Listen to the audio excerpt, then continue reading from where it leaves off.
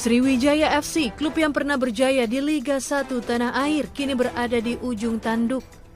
Minimnya dukungan finansial dari para sponsor menjadi salah satu penyebab Laskar Wong Kito alami krisis keuangan. Akibatnya para pemain dikabarkan mogok untuk bertanding karena adanya kendala pembayaran pemain. Kini klub yang terdegradasi dari Liga 1 pada tahun 2018 ini sungguh memprihatinkan. Butuh suntikan dana miliaran rupiah untuk bisa tetap bertahan melakoni pertandingan demi pertandingan.